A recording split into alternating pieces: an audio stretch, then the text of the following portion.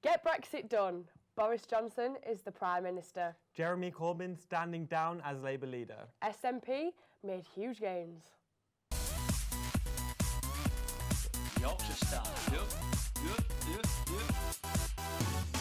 Hey, where's me gravy? Doing it Yorkshire style. Where's me gravy? Good morning and welcome to the Yorkie Results Show. I'm Jason Whiting. And I'm Lauren Mitchell, and this is the largest Conservative majority since 1987 election. Also, it's the Labour's biggest loss since 1935. Last night's results are now not what we expected. The massive gains by the Conservatives and the huge loss by Labour and the Lib Dems. The results as they stand are Conservative 363, Labour 203, SNP 48, Lib Dems 11 and DUP 8. We cannot stress how much of a seismic shift in UK politics this is. This started with the shock result from Blyth, with the Conservatives knocking Labour out after holding the seat since 1987. This started as a downward spiral for Labour, culminating in Jeremy Corbyn announcing that he will not run in the next election. To the shock loss of Joe Swinson's seat to the SNP, the election was fought and won on issues surrounding Brexit and our future relationship with Europe. For the local results, York stayed Labour with a 55% share of the vote. This, however, was not the result around the rest of the region. Keighley was swung from Labour to Conservatives, whereas Labour managed to hold on to Barnsley, staving off attacks from the Brexit Party. Now, we're going to have a roundup of the results from the other parts of the region, starting with a surprise Conservative hold in York Outer. So I want to thank everyone who did vote for me, and unfortunately we didn't get across the line, but that's okay. I'm not going anywhere. I'm going to stay. I'm going to continue to fight for equality across York Outer. So thank you very much, everyone, and Merry Christmas. So what's your reaction to the results that have just been announced? Well, I'm absolutely delighted that the people of York Outer have put their trust back in me again and re-elected me, and it's now my time to make sure I repay that trust over the course of the next Parliament. And what do you think you as an individual and your party has done so well to get the majority vote so high this time? Well, I think what's really pleasing is that we've had huge success across the north in places that we probably wouldn't have seen Conservative MPs or didn't imagine we would win this time round. And I think a lot of that is to do with the fact that the Prime Minister Boris Johnson is reaching parts of the north that probably other Conservative leaders haven't done in the past and broken through there. But also Brexit has played a key role in this election as well, and a lot of these northern seats that we've been winning have been voting heavily to leave, and they've been frustrated that Brexit hasn't been moved forward, and I think that's ultimately why they've come to us to make sure we do deliver on the referendum. And what's next for you here in York? What's the plans?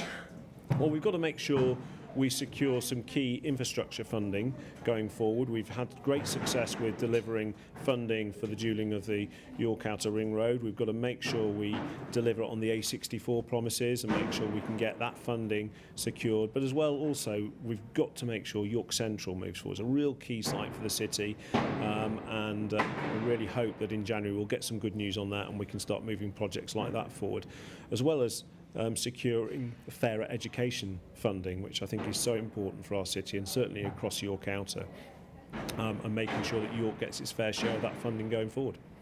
Perfect, thank you.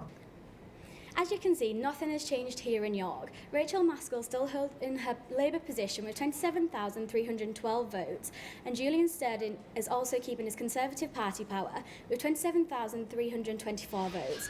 Rachel has been MP for York Central since 2015, as included in her 2019 manifesto to tackle issues such as housing crisis, making York carbon neutral by 2030 and providing first-class care for the young, old and vulnerable. Julian has been MP for York Outer since 2010 and has promised to look at problems such as creating better transport links, environmental issues and getting schemes for more funding within schools.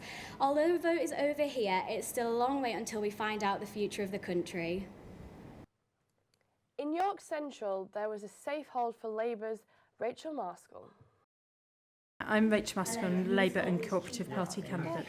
Immediately I thought of my constituents, and I've been out and Labour have knocked virtually every door in my constituency in just this short amount of time. We've listened to the stories that people have told us and the desperate need that they have. I believe that Labour is the solution to those real challenges, and therefore really concerned for them tonight, and think about the struggles that they face in the future under a far-right Conservative government. Okay, I'm Tom Franklin and I'm the Green Party candidate for York Central. And with the exit poll being released, what's your outlook on the situation now? I am extremely worried for the future of the country. We're in a climate emergency and the Conservative Party is not taking it seriously, and we are in severe danger of not meeting any of our international targets on that. We have to do better. We have to force the government to listen, because it is more important than anything else. In regards to York, how confident are you feeling with the vote here? I'm sure that I won't win in York Central. I'm sure Rachel Maskell will be re-elected. I think that our vote may well have gone up. People were at all the hustings. Everybody I've spoken to is really interested in the climate emergency, is taking it seriously, and I think a lot of people will be voting Green as a result, because they know that we need to send a message. Our correspondent Elisha Holt was in Driffield for the result of Yorkshire East. Good evening. I'm at the East Yorkshire constituency vote count in Driffield Leisure Centre. The constituency is currently held by Conservative MP Sir Greg Knight with a majority of over 15,000 votes. The constituency includes towns such as Driffield, Pocklington and Bridlington. Okay, ladies and gentlemen, if I can have your attention. I'm now in a position to give you the numbers from the completed verification. So could I just get your general reaction to the exit polls? Well, I would like to see some seats come through, really. It's all right commenting on polls. Everybody always says, you know, we won't comment on polls until we actually see some results. We've got one result at the moment, so let's see. We did have one terrible poll in the past, and it could be the same again. So, yeah, jury's out on that one. Let's see some more seats declared. Vote counting is completed here at Driffield Leisure Centre for the East Yorkshire constituency vote count this evening. Conservative MP Sir Greg Knight retained his seat, increasing his majority from 15,006 seats to 22,787. And Jamie Andrews was in Hull for all the results there. And I do hereby declare that Emma Ann Hardy is duly elected the MP for Hull.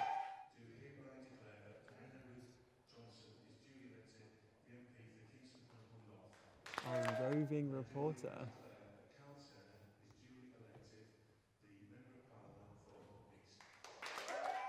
And there we have it. That concludes the events of the evening in Kingston upon Hull.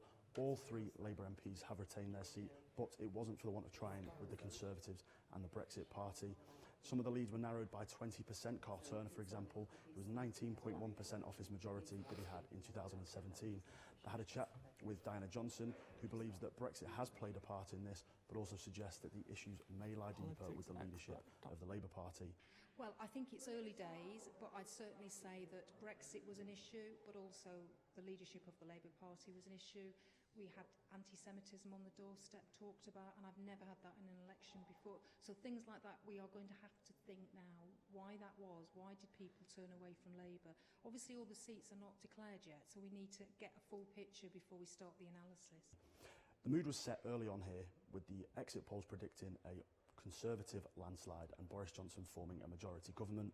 And from then, it's been a bit of a bizarre mood here. There's been celebrations for the Labour candidates retaining their seats, but there's been commiserations for the rest of the Labour Party and colleagues that have lost their jobs.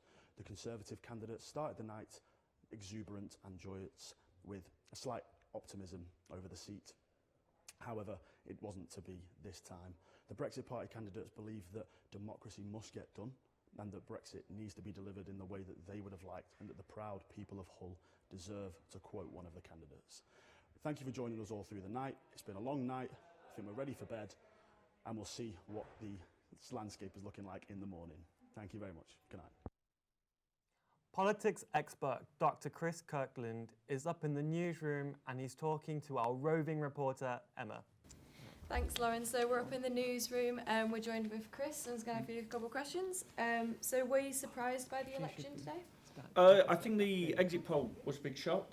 I think a lot of people were expecting a small Conservative majority or even a hung parliament, though it was within the standard error for a lot of the polling throughout the campaign. But I think it was still a bit of a shock last night at 10 o'clock. Okay, thank you.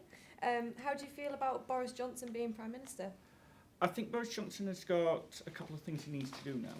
He's attracted a lot of voters which wouldn't necessarily be typical or natural Conservative voters. He's got to try and maintain that Conservative appeal to those voters. Theresa May set a lot of the groundwork to win blue-collar workers to the Conservative Party.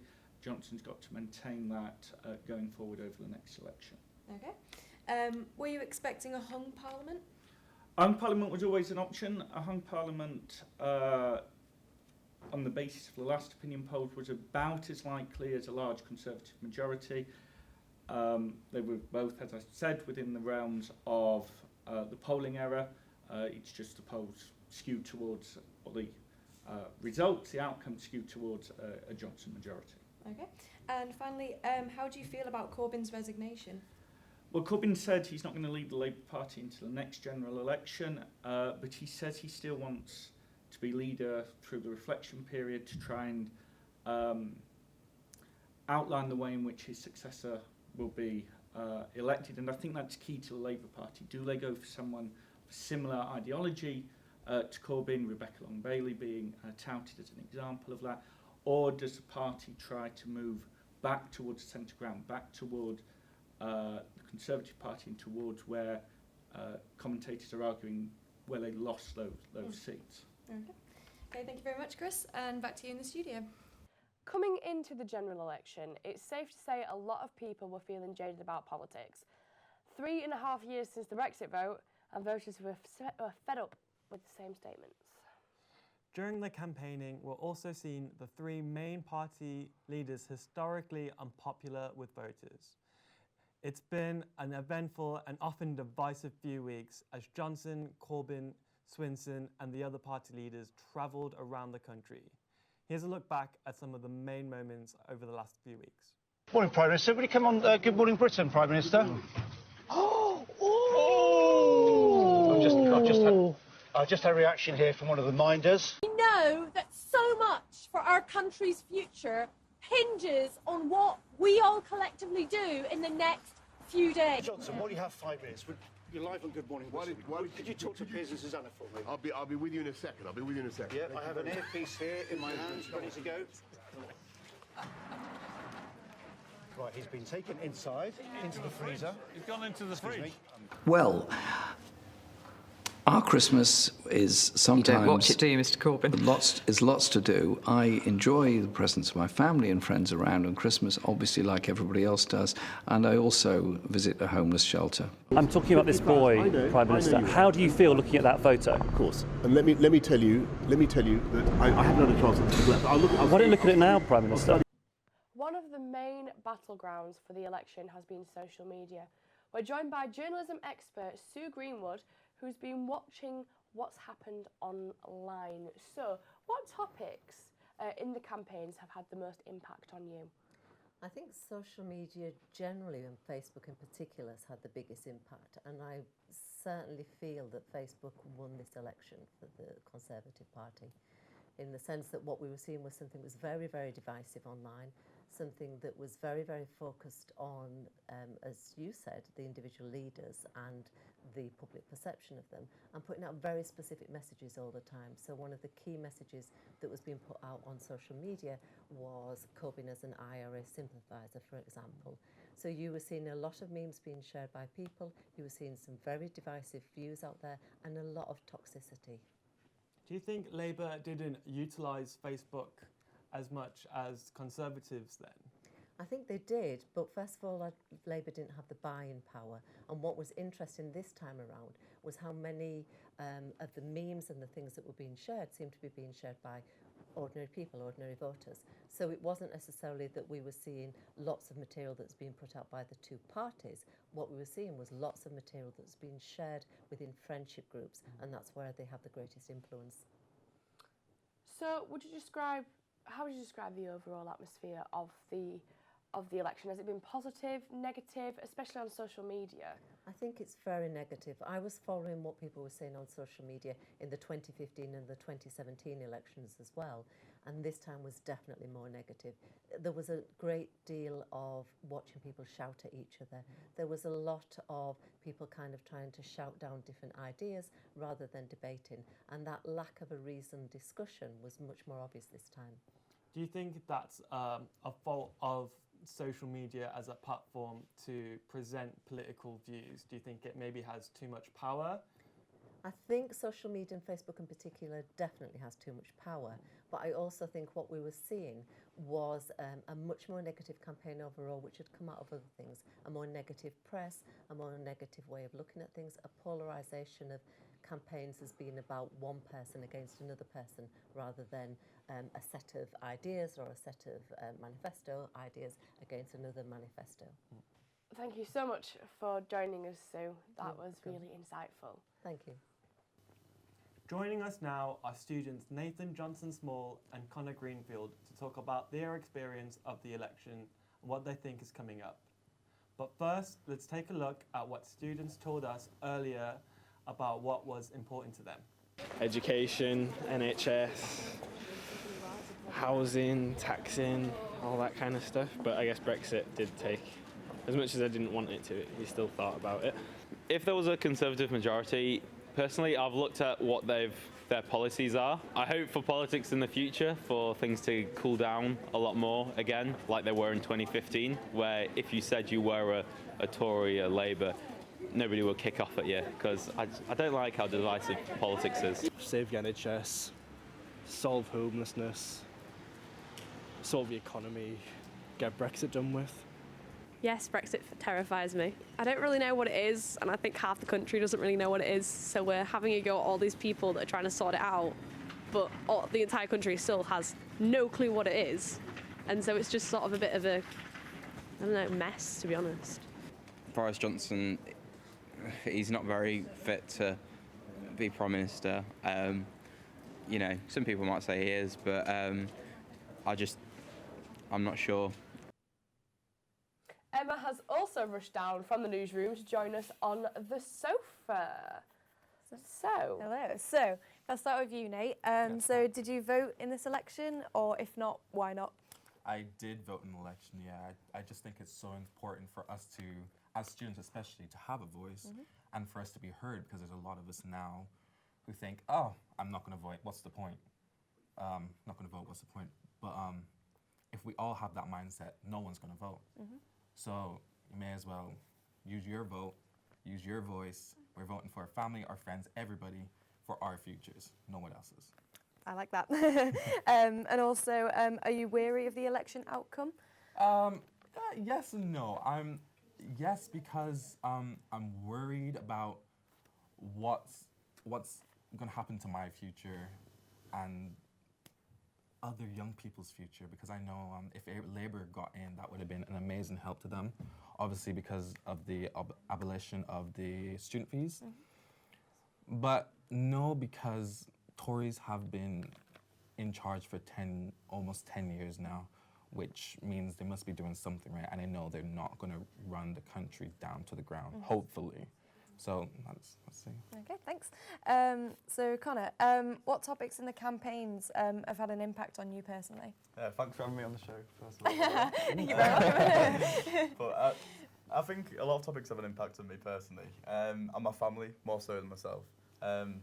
So I did vote Labour, because personally, like over the past Tory government, there has been things that have gone on. Like my mum worked at a school, she's a teacher, and the school got shut down by the government. So personal reasons like that, it does have a big impact to people's lives, and I think people don't always realise what impact it does have on people.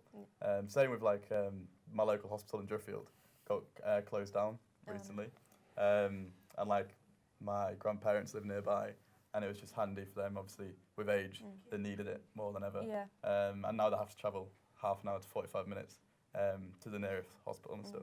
So things like that, there is a big impact. So I think the NHS and education are like the two main aspects of why I'd vote Labour. Okay. And what are your hopes for the political future? Personally, I hope things get look up, to be honest. I don't think Conservatives have done a terrible job. Obviously, there have been aspects like the education and the NHS, which I feel like have been lacking. But overall, I don't think this country's going to go downhill as such.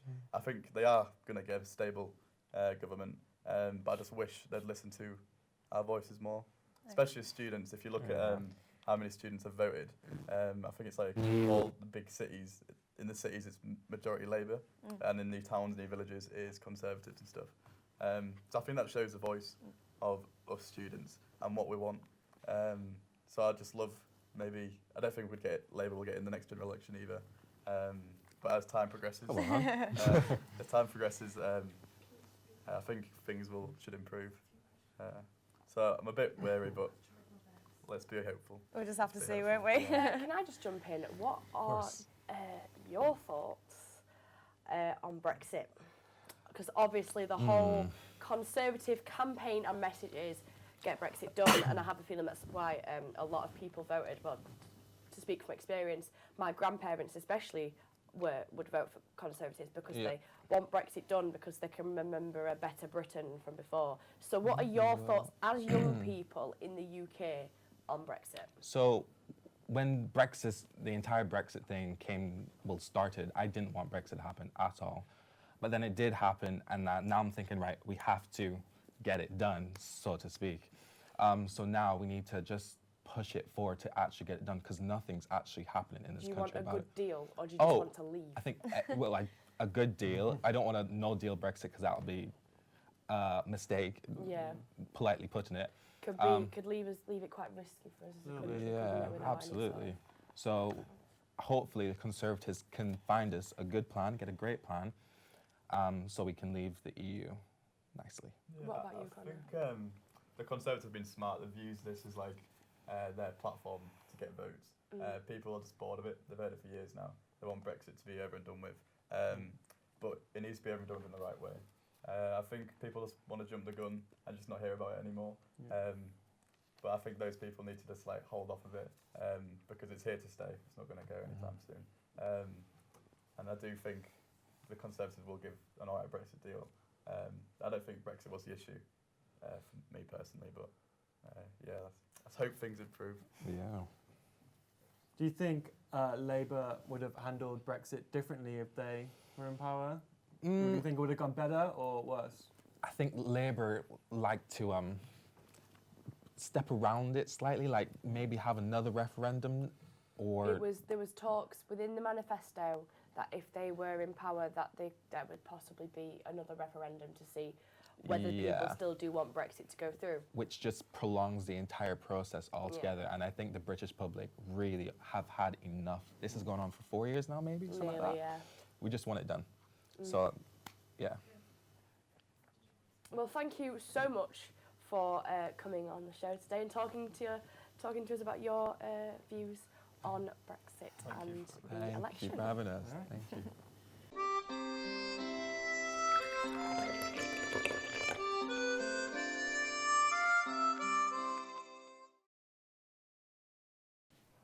To find out more about how the election result will have an impact on education policy, we're joined by Matthew Taylor, who is the Director of Marketing in charge of student recruitment at York St John University. Hello, Matthew. Good morning. So what do you think the impact with the Conservative majority will have on education and universities? Certainly on universities, I do think that there's a certain amount of having to wait and see, unfortunately, because they have been relatively vague in their manifesto in terms of what they're going to do. They've said that they will look further at a review that was conducted this year called the Auger Review, which is quite a big, complicated document that takes in a lot of different things, tuition fees, maybe bringing back maintenance grants, the quality of courses, their impact on the economy, and quite a few other things as well, and a lot of stuff with further education too.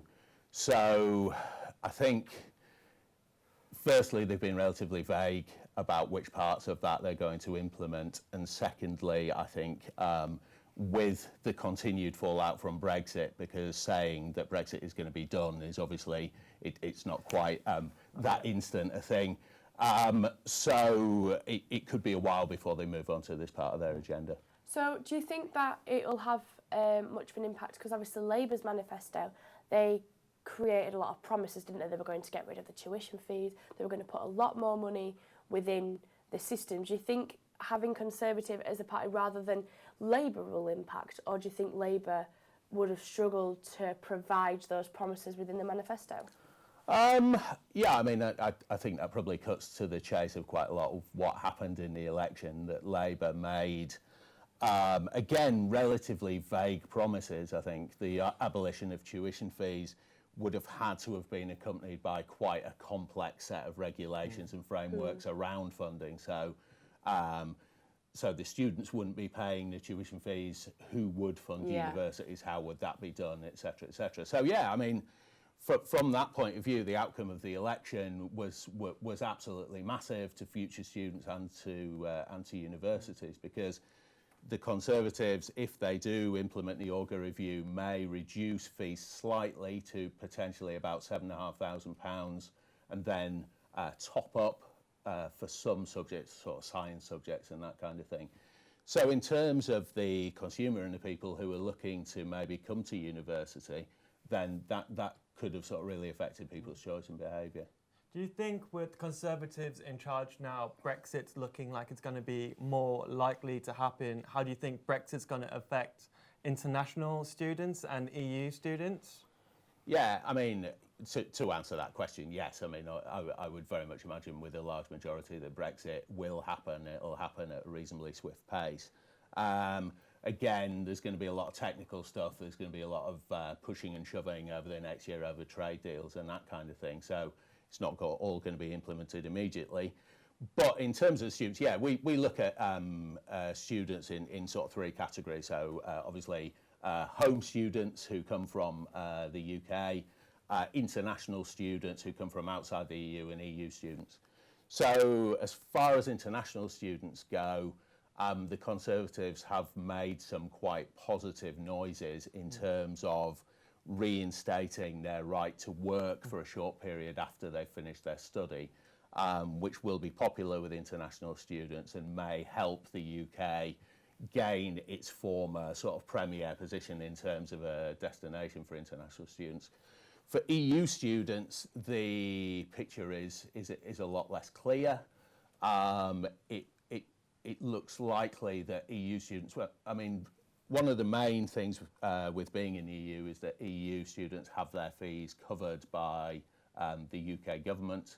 That is unlikely to be the case. So in terms of Brexit, I think it would be reasonable to expect a drop in the number of EU students who are looking to come to the UK, especially as quite a few of their home systems give much lower tuition fees. As far as York St John in particular goes, we won't be particularly exposed to that, as we don't have a huge number of EU students here, but some other universities, especially perhaps the ones towards the top of the league table, and universities in London and south of England will be much more exposed. Well, thank you so much for talking to us, Matthew. Thanks very much for having me on. And the results as they stand again are Conservatives 363, Labour 203, SNP 48, Liberal Democrats 11 and DUP 8. This has been a seismic shift in UK politics. Thank you so much for watching. We have been the Yorkie. We will see you very, very soon. Thank you. Yorkshire style. Hey, where's me gravy? Doing it Yorkshire style. Where's me gravy?